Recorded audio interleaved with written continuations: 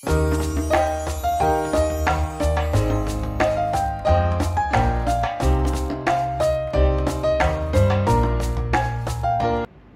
함께 찬양하시겠습니다.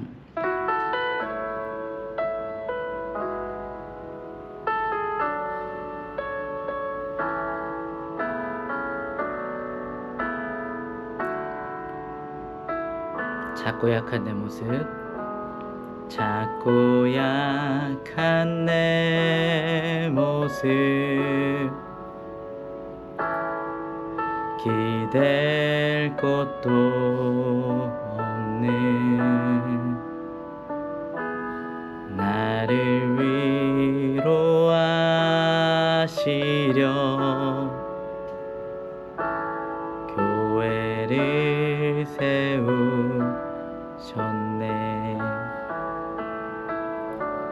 주님은 다시네.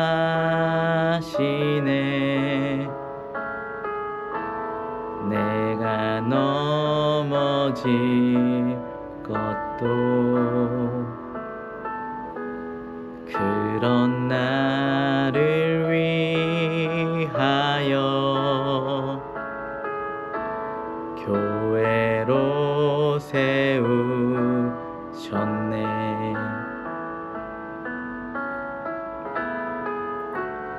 우리 모여 사랑할 때 주님 위로하시네.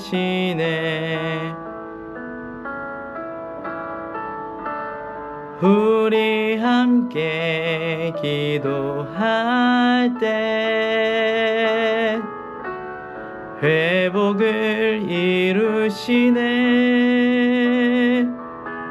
너를 위해 기도해.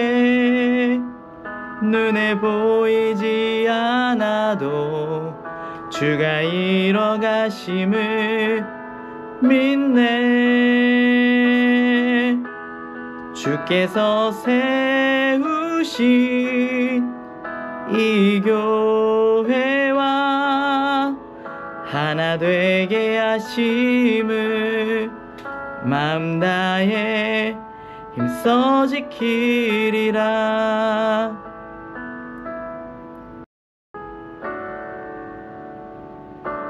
작고 약한 내 모습, 기댈 곳도 없는 나를 위로하시려 교회를 세우셨네. 주님은 다시네.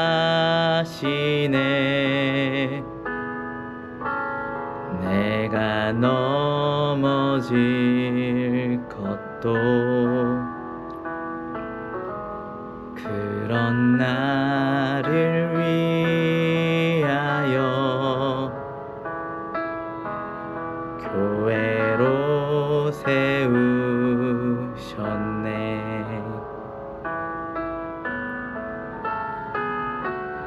우리 모여 사랑할 때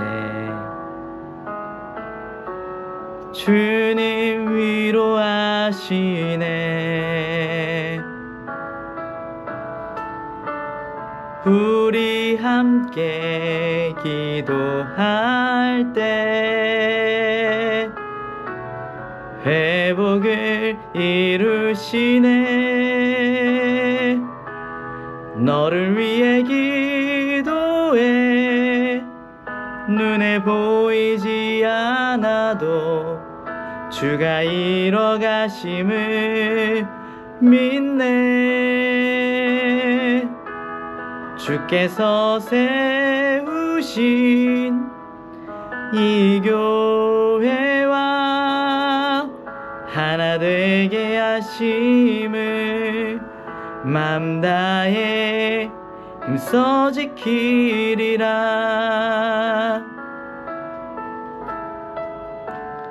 우리 모여 사랑할 때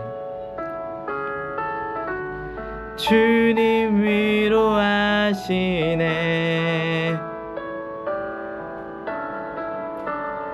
우리 함께 기도할 때 회복을 이루시네. 너를 위해 기도해. 눈에 보이지 않아도 주가 이뤄가심을 믿네. 주께서 세우신 이 교회와 하나 되게 하심을 맘 다해 힘써 지키리라. 너를 위해 기도해. 눈에 보이지 않아도 주가 이뤄가심을 믿네.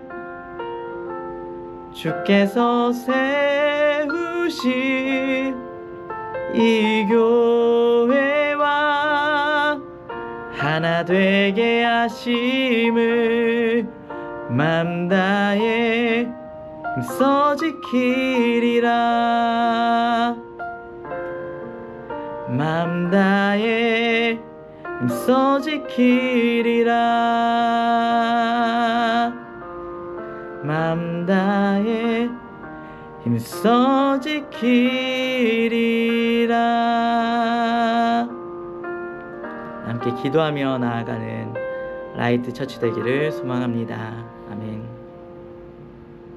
할렐루야. 다같이 사도신경으로 신앙 고백 드리시겠습니다.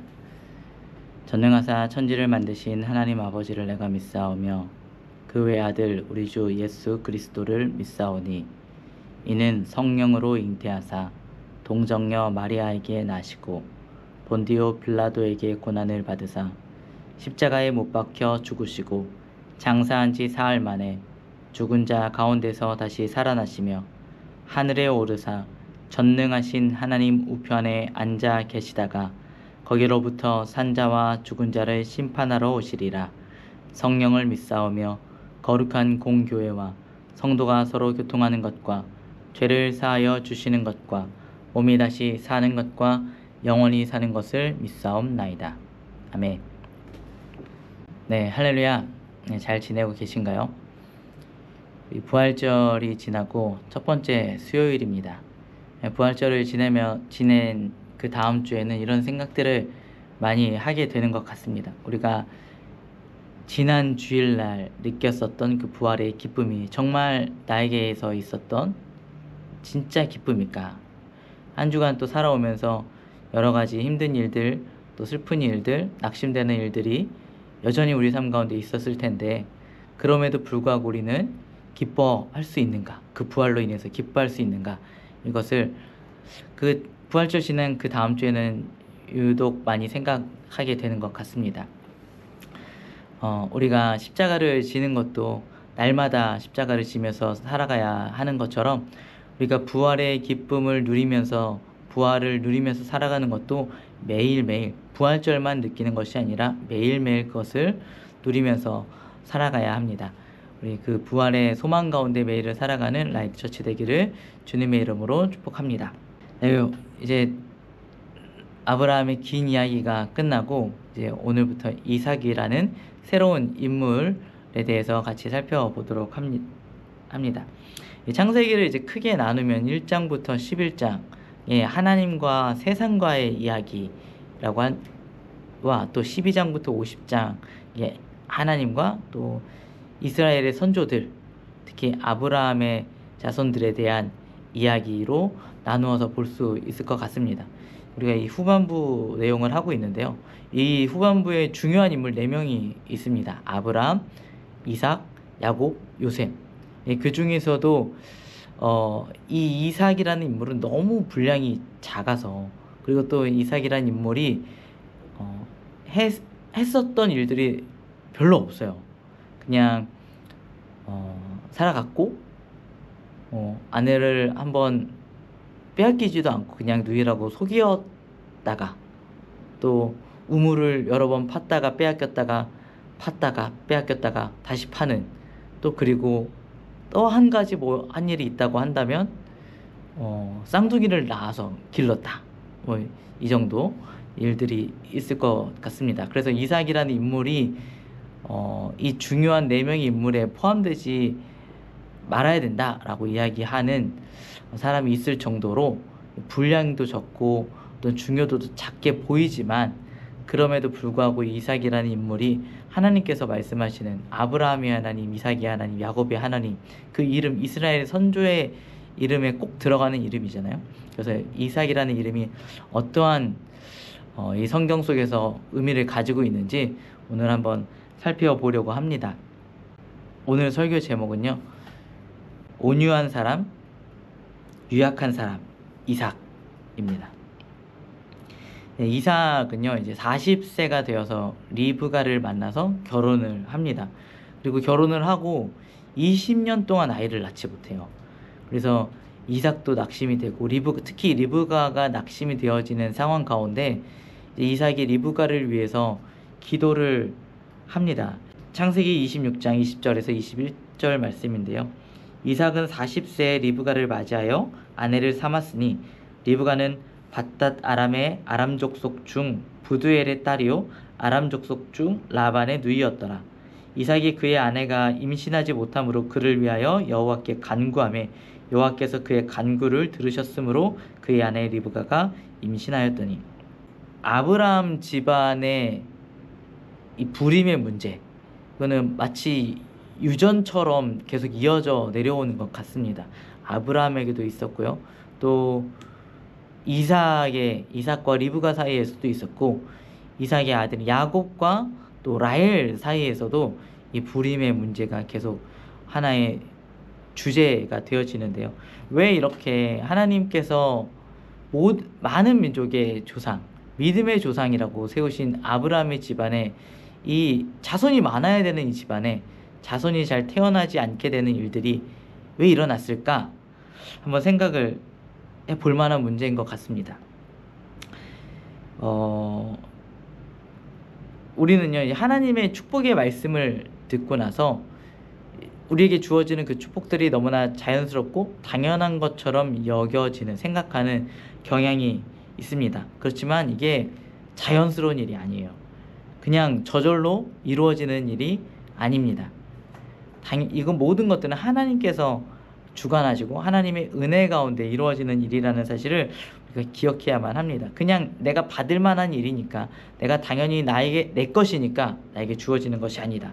이삭이 이렇게 기도를 간절히 해야만, 또 오랫동안 기다렸어야만 아이를 낳을 수 있었던 것, 또 아브라함이 그럴 수 있었던 것, 모든 것들은 어떤 하나님의 주권, 하나님께서 일하심을 우리가 인정하고 그것을 배워나아가는 기다림의 시간이라는 것을 우리가 생각해 볼 수 있을 것 같습니다. 또 이삭은요, 또 한편으로는 자기가 하나님의 약속의 자녀라는 사실을 어렸을 때부터 많이 들었을 것이고 그것을 익히 알고 있을 것입니다. 아브라함을 통해서 또 이삭 자신을 통하여서 하나님께서 세우신 큰 민족이 세워질 것임을 이삭은 분명히 믿고 있었을 것입니다. 그럼에도 이삭이요, 그냥 막연히 기다리지 않고요, 리브가를 위해서 기도를 해요. 하나님, 리브가를 통해서 아이가 태어날 수 있도록 하나님 도와주십시오 라고 기도를 합니다. 이 기도에는요, 하나님의 약속을 불신하기 때문에 간절히 기도하는 것이 아니라 한편으로는 이 아이를 낳지 못해서 낙심하고 있는 리브가를 위로하고 리브가의 마음 가운데 믿음을 더하기 위한 기도임과 동시에 또 자기 자신도 이 기도를 드림으로 인해서 하나님의 약속이 반드시 이루어질 것이라고 신뢰하고, 또 하나님의 계획 가운데에 이 기도로서 자기가 동참하고 있다는 사실, 이것을 기억하기 위해서, 이것을 다시 한번 생각하기 위하여서 기도하는 것이죠. 그러니까 자기의 어떤 목적, 기도의 응답을 위해서 기도하는 것이 아니라 하나님과의 관계 가운데 들어가기 위해서 기도를 하고 있다라고 우리가 생각할 수 있을 것 같습니다. 기도는요, 기도의 내용도 중요하지만 우리가 기도를 누구와 하고 있는가, 그 기도의 대상도 아주 중요합니다. 내가 기도를 드리고 있는 그분이 어떠한 분이시고 무엇을 원하고 계시고 또 어떤 계획을 갖고 계시는지에 대해서 우리가 관심을 가져야만 하고, 그것을 관심을 표현하는 한 가지 방법이 가장 좋은 방법이 기도다라고 우리가 생각해 볼 수 있을 것 같습니다. 그러니까 우리가 기도를 해서 응답을 받으면 너무나 감사한 일이고, 또 응답이 좀 더뎌지거나 내가 원치 않는 응답이 다가온다고 할지라도 그 기도가 의미 없는 기도였던 것이 아니라 하나님과의 관계를 세워나가는 아주 의미가 깊은 기도였다라고 우리가 여러분들이 생각하시면 좋을 것 같습니다. 그렇게 이제 이삭이 리브가를 위해서 기도해서 아이가 태어납니다. 20년 만에 아이를 낳는데 쌍둥이를 임신하게 되어지죠. 리브가가 임신하는 중에 굉장히 많이 어려움을 겪습니다. 왜냐하면 뱃속에서 이 쌍둥이 아이들이 계속 다퉜기 때문이에요. 그래서 리브가가 이를 위해서 기도를 합니다. 창세기 26장 22절에서 23절인데요. 그 아들들이 그 태 속에서 서로 싸우는지라. 그가 이르되 이럴 경우에는 내가 어찌할꼬 하고 가서 여호와께 묻자온대. 여호와께서 그에게 이르시되 국민이 내 태중에 있구나. 두 민족이 내 복중에서부터 나누이니라. 이 족속이 저 족속보다 강하겠고 큰 자가 어린 자를 섬기리라 하셨더라.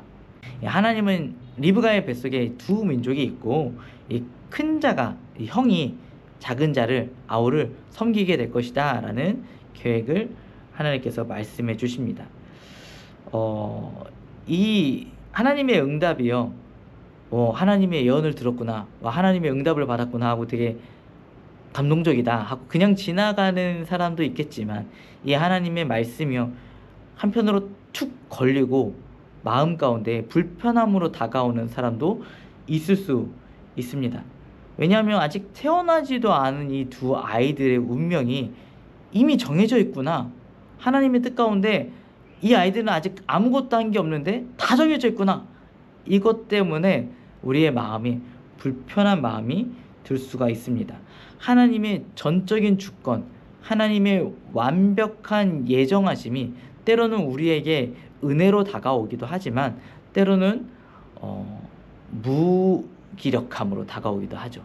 내가 무엇을 하든지 간에 그게 의미가 없구나, 이미 다 정해졌구나, 내가 무슨 생각을 하고 무슨 노력을 하든지 그것은 의미가 없구나, 이미 하나님께서 다 정해놓아 버리신 거구나 라고 우리가 생각이 들면 이게 우리가 하나님을 믿는데 한편으로 걸림이 될 수가 있을 것 같습니다.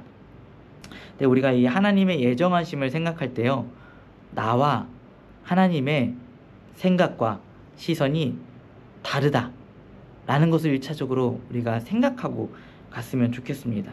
하나님은요, 우리보다 높은 차원에서 그냥 우리보다 지혜로우시고 그냥 우리보다 능력이 많으신 것이 아니라 아예 차원이 다른 신 하나님이시라는 것을, 존재라는 것을 우리가 믿고 나아가야만 합니다.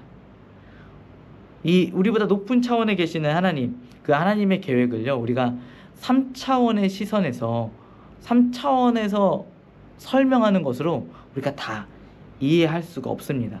3차원적인 언어로 하나님의 그 모든 계획들을 다 표현해낼 수가 없습니다. 이해할 수가 없어요. 이해하려고 노력은 해야 하지만 그것을 다 이해할 수 있다라고 생각을 하면 그것은 우리의 자만이 되어지고, 또 그러한 생각들이 이어져 나가다가 결국에 잘못된 길로 가거나 아니면 낙심되어지는 일들이 발생하게 되어집니다. 우리는 하나님의 계획들이 이해할 수 없는 부분이 있다, 신비의 영역이 있다라는 것을 인정하고 겸손하게 나아가야만 합니다. 나아가서 하나님께서 나의 선택을, 나의 생각을 존중하고 계신다, 이 믿음을 우리가 잃어버리지 않아야 돼요. 하나님은요 우리의 자발적인 순종을 원하십니다. 하나님은 우리의 자발적인 사랑을 기뻐하십니다. 우리를 로봇처럼 만들어 놓지 않으시고요, 우리가 스스로 선택해서 하나님을 믿고 우리가 스스로 선택해서 하나님을 사랑할 수 있도록 사랑하기를 하나님께서 원하십니다. 그래서 우리에게 자유의지라는 것을 주셨죠. 그래서 우리가 최선을 다해서 하나님을 섬기고 하나님을 사랑하고 하나님을 신뢰하면서 살아가야만 할 것입니다. 창세기 26장 1절에서 2절 말씀입니다. 아브라함 때에 첫 흉년이 들었더니 그 땅에 또 흉년이 들매 이삭이 그랄로 가서 블레셋 왕 아비멜렉에게 이르렀더니 여호와께서 이삭에게 나타나 이르시되 애굽으로 내려가지 말고 내가 너에게 지시한 땅에 거주하라. 하나님은요, 제가 성경을 읽으면서 느낀 건데 아브라함보다 이삭한테 좀 더 친절하셨던 것 같아요. 아브라함은 죄를 지을 때까지 그냥 내버려 두셨는데 하나님께서 이삭에게는 죄를 짓지 않도록 짓기 직전에 나타나 주셔서 경고해 주시는 장면들이 있습니다. 아브라함은요, 흉년이 들자 그냥 애굽으로 그냥 내려가 버렸어요. 아마 이삭도요, 흉년이 들자 애굽으로 내려가려고 했었던 것 같아요. 그런데 하나님께서 그 중간에 그랄 지역에서 나타나 주셔서 애굽으로 내려가지 말아라, 거기 멈춰라 라고 경고해 주셨습니다. 우리의 신앙은요, 날이 갈수록 앞으로 나아가야만 합니다. 그 자리에 머무르지 않고 점점점 성장해야만 합니다. 한 발 더 나아가기 위해서, 우리의 신앙이 한 걸음 더 성장하기 위해선 동일한 실수들이 줄어들어야만 합니다. 내 힘으로 안 되니까, 내 힘으로 그것을 할 수 없기에 하나님을 의지하면서 그 실수들을 줄여 나아가야만 합니다.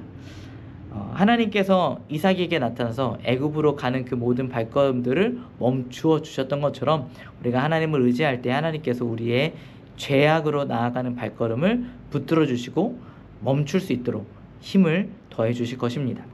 창세기 26장 6절에서 7절 말씀입니다. 이삭이 그랄에 거주하였더니 그곳 사람들이 그의 아내에 대하여 물으매 그가 말하기를 그는 내 누이라 하였으니 리브가는 보기에 아리따움으로 그곳 백성이 리브가로 말미암아 자기를 죽일까 하여 그는 내 아내라 하기를 두려워함이었더라. 근데 우리에게 아주 익숙한 사건이 다시 발생을 하죠.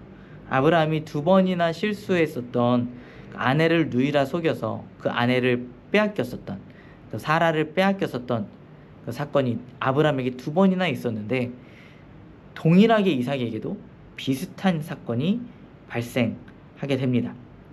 이삭에게 아브라함과 아버지 아브라함과 비슷한 연약함이 있다는 사실이요, 때로는 우리에게 위로가 됩니다. 제가 성격이 못된 신부여서 그런지 모르겠지만 이런 믿음의 조상들이 이러한 반복되는 실수를 할 때에 위로가 되는 것 같아요. 나만 그런 게 아니구나 하는 위로. 그래서 하나님은요, 다시 돌아오는 자를 받아주시는구나 하는 위로가 이 믿음의 선조들의 실수를 보면서 위로를 받게 되어집니다. 이 문제는요, 이 아브라함에게 2번, 이삭에게도 1번 있었던 이 사건들이 너무 그냥 보기에 유사해 보였다라는 게 문제이죠. 그래서 사람들이요, 생각을 합니다. 이 3가지 사건이 비슷하니까 한 번만 있었는데 성경을 기록하는 사람이 여기도 써먹고 저기도 써먹고 여기도 써먹고, 아니면 여기저기 흩어져서 있었던 사건들을 막 짜집기 하다가 3번이나 기록되어졌다, 이렇게 이야기하는 사람들이 생각보다 많이 있습니다. 근데 우리가 이것을 그렇게 이해하기보다는 다른 3번의 사건이 있었는데 이것을 우리가 기억하기 쉽게 비슷한 유형으로 기록을 했다, 비슷한 유형의 이야기로 기록했다 라고 이해하는 것이 더 좋을 것 같습니다. 이 본문을 읽으면서 이런 이야기를 같이 했으면 좋겠는데요, 모든 게 다 그렇지만 우리가 성경을 읽을 때는 해석을 하면서 우리가 읽습니다. 저마다의 해석의 틀을 가지고 있어요. 어떤 사람은 담임 목사님의 설교가 자기가 성경을 보는 틀이신 분들도 계시고요, 또 어떤 분들은 존경하는 목사님이나 신학자, 아니면 자기가 감명 깊게 읽었었던 책, 아니면 본인이 가지고 있었던 어떤 지식, 삶의 경험, 그리고 감정들, 이런 것들이 이 성경을 해석하는 틀로 가지고 계신 분들이 있습니다. 뭐 다 될 수 있어요. 그런데 바르지 못한 틀로 잘못된 성경 해석을 가지게 되는 경우도 종종 발생합니다.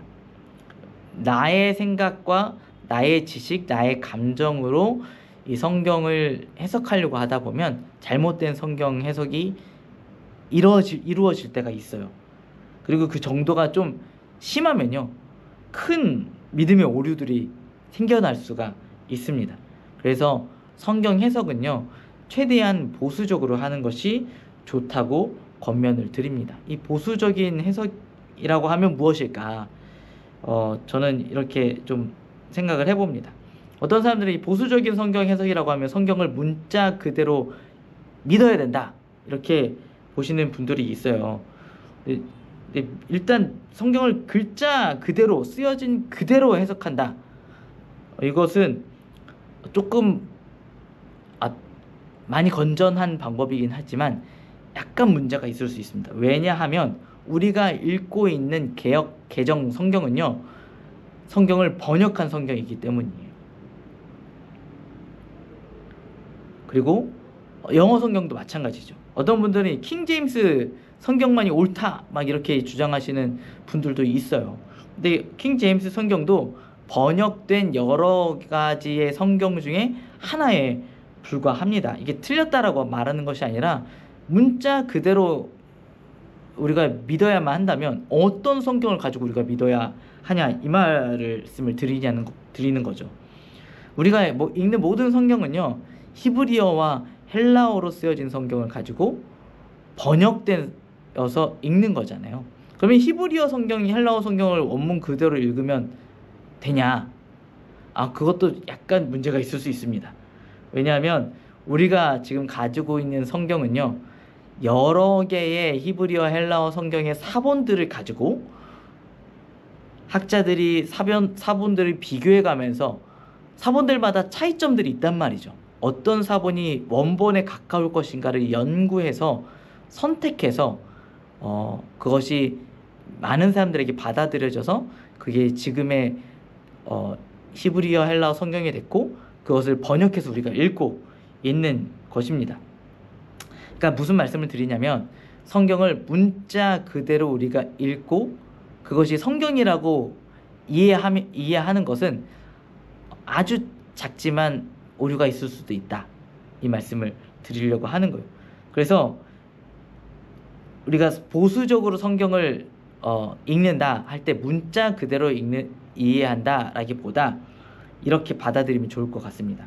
모든 성경이 하나님의 영감으로 기록되어졌고, 그렇기 때문에 기록된 모든 내용이 진리이다 라고 우리가 믿는 것, 이게 보수적인 성경 해석의 첫걸음인 것 같습니다. 다음에는 이제 성경에 기록되어 있는 모든 말씀이 오늘날 우리의 삶 가운데도 이루어질 수 있다고 믿는 것, 이거는 이제 보수적인 성경 해석이라기보다 오순절적인 신앙의 핵심이거든요. 오순절 신앙의 핵심이 불로불로 하는 것이 아니라 이 성경을 바라보는 이 관점에 있거든요.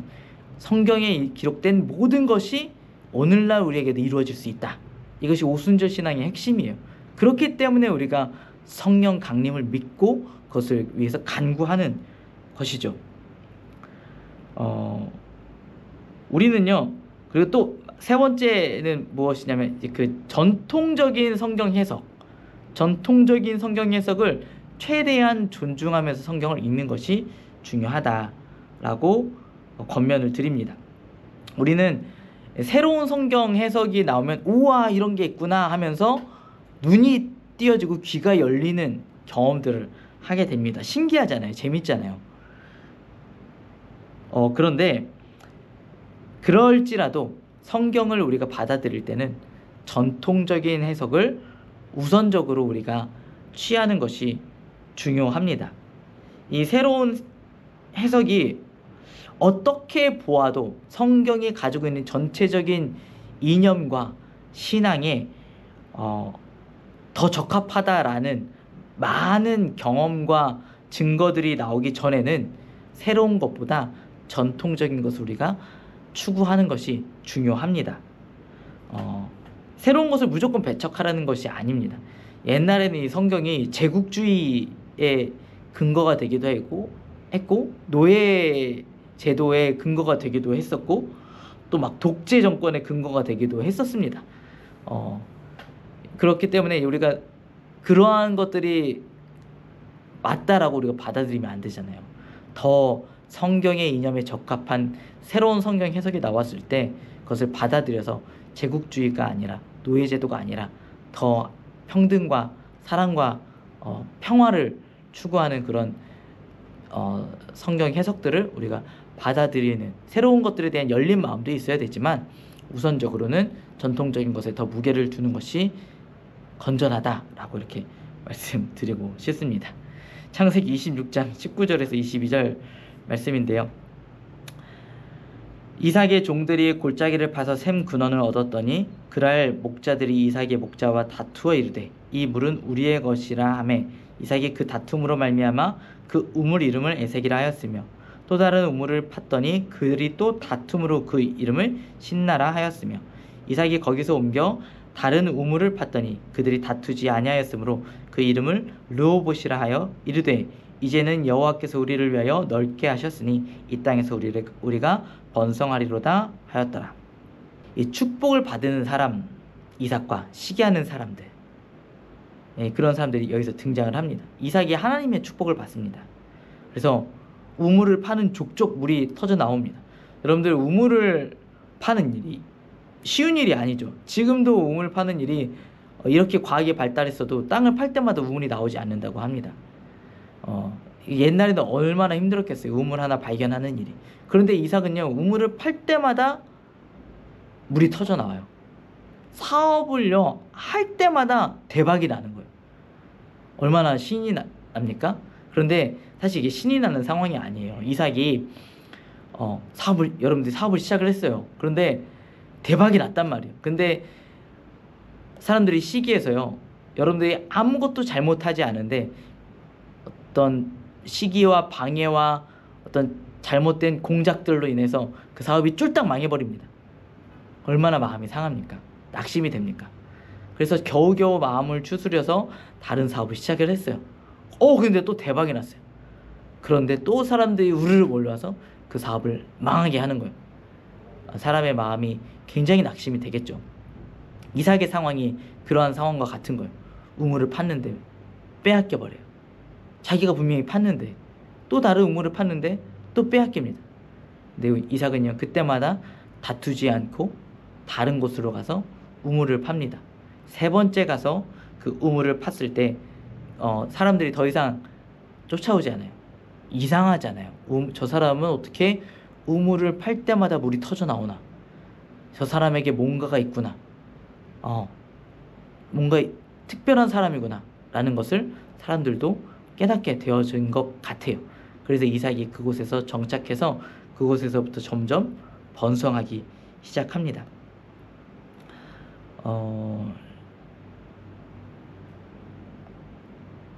이삭은요, 싸우는 사람이 아니었어요. 사람들을 위협하는 사람이 아니었습니다. 이삭은요, 도망가는 사람이고요, 순종하는 사람이었습니다. 아브라함이 자기를 죽이려고 했을 때도요, 그냥 묵묵히 순종을 합니다. 그런 것을 봤을 때 이삭은 순종했기 때문에 그렇게 가만히 있었을까? 모리아산에서? 그런 생각이 아니라 그냥 이삭은 그냥 무기력한 사람이구나, 그냥 피하는 사람이구나 하는 어떤 합리적인 의심이 생기기도 합니다. 이삭은 온유한 사람, 순종의 사람이라고 불릴 수도 있지만 또 한편으로는 아주 연약하고 아주 수동적이고 아주 나약한 부류의 사람이었던 것입니다. 여러분, 이삭 같은 사람, 이삭 같은 사람이 여러분의 가족이라고 생각을 한번 해보십시오. 여러분의 남편이, 여러분의 아내가, 여러분들의 아들과 딸이, 여러분들의 부모님이 이삭과 같은 사람이다. 사람들이 와서 다투면 아무 말도 하지 못하고 그냥 피하고 도망가고 그냥 숨어버리고 돌아서고, 그러한 가족의 모습을 봤을 때 여러분들은 막 속이 터지고 답답하겠죠. 화가 날 수도 있습니다.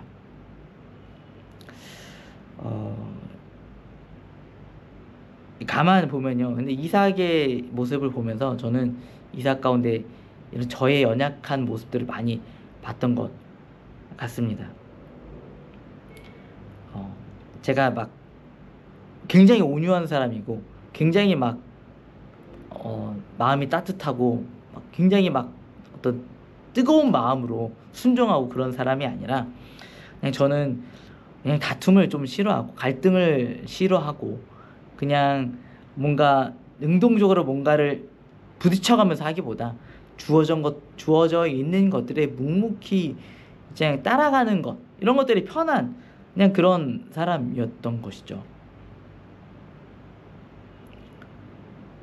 그래서 유한 사람이라는 탈을 쓴 연약한 사람이다. 그래서 막 저의 가족들한테 제가 미안한 부분들이 많이 있습니다. 저 때문에 많이 피해도 많이 보고요. 또 제가 앞에서 가장이라면, 또 아빠라면, 남편이라면 앞에서 막 피 흘리면서 막 이렇게 가족을 위해서 싸워야 되는데, 그렇지 못한 부분들이 있어서 잘 못하는 부분들이 있는 것 같습니다.